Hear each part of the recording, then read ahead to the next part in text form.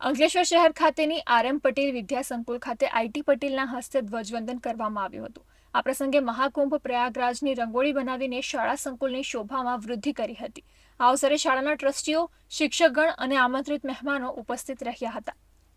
જ્યારે અંકલેશ્વર જીઆઈડીસીની સંસ્કારદીપ વિદ્યાલય ખાતે પણ 76મા પ્રજાસત્તાક પર્વની દબદબાભેર ઉજવણી કરવામાં આવી હતી.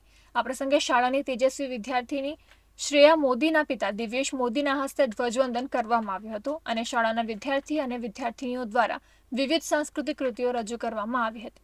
આ પ્રસંગે શાળાના ટ્રસ્ટી એન.કે. નાવડિયા, ગીતા શ્રીવત્સન સહિત આમંત્રિત મહેમાનો ઉપસ્થિત રહ્યા હતા. અંકલેશ્વર જીઆઈડીસીની ચાણક્ય વિદ્યાલય ખાતે ગણતંત્ર દિવસની ભવ્ય ઉજવણી કરવામાં આવી હતી.